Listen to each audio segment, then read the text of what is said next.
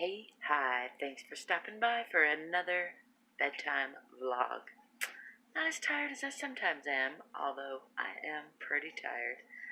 I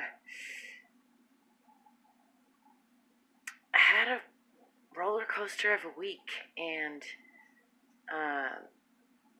just wanted to speak to holding space for oneself and for the people we love. And I'm stammering. See, that's how rough it was. I'm not perfect. Guess what? I think we're all here doing the best we can and learning, and I try to keep that presumption in my, basically assume positive intent, even when people are clearly not having positive intent. I think that they're reacting to misinterpretation, and that fundamentally they are having positive intent. I think, in fact, the reason that people act really awful sometimes is because we're fundamentally good, and when we get out of alignment with that goodness, it feels really terrible. When we feel really terrible, we act irrationally sometimes, lash out, like many animals do when we're feeling hurt or threatened or just terrible in general. Generally terrible or specifically terrible. And probably you, like me, have lashed out at times in various ways. I know I have lashed out in ways that really I consider unacceptable, and yet it's happened. And I guess that's really what I want to say, is that it's an ongoing process for us to articulate our own boundaries, to say what's unacceptable, at least right now or ever, or, that's up to each of us to say, here's my boundary for that, or this is not okay with me. And I think it's fair to let each other know ahead of time and or once before we get upset if those boundaries are crossed. And this took me a long time, like well into my 30s, to even begin to get, which astounds me when I think about it. And then now I'm almost through my 40s and I'm still working on it. I'm getting a good handle on it, or at least the theory of it. I don't know about the practice of it.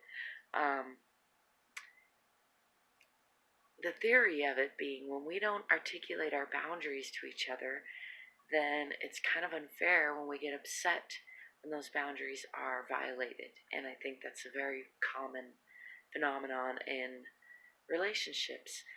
And the tricky part of it is that we don't always understand each other when we do articulate boundaries. We have different definitions of things, and sometimes we have habits which intrude on other people's, on each other's boundaries. And right now I've been going through something with a close friend of mine where we both know that we love each other. We both are valuing our relationship and wanting to communicate and get along and have a good time together. And there's times where we're both reacting to each other due to misunderstanding of boundaries, or just really not. I think we're both trying to articulate boundaries, but we're not always understanding each other's articulation, and we're not fully maybe even understanding our own. And this is where it gets really extra tricky, because I think just like we're getting to know each other, we're getting to know ourselves in many ways, and this is an ongoing part of life as well. So I keep coming back around to, it's important not to get too attached to labels, definitions, routines, habits.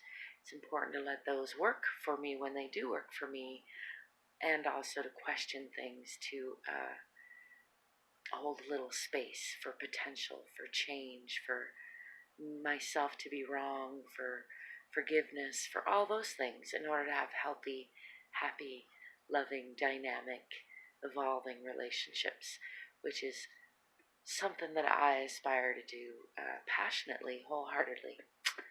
Anyway, I'm feeling a lot better after a work week, of work, some work this week with my relationship with myself and with others, and that's an ongoing theme for me. So, hey, is what it is. I'm happy to say that after having cried in front of most everyone I know this week, I'm feeling a lot better. And I'm aware that this too shall pass. Anyway, I'd love to know your thoughts on all of this. If you have any and you care to share, as always, you can find other ways to connect to me and support me in the description below. And until next time, I wish you peace, possibilities, potential, progress, peaceful conflict resolution, playfulness, and sweet, sweet, wild, and wonderful dreams. Love.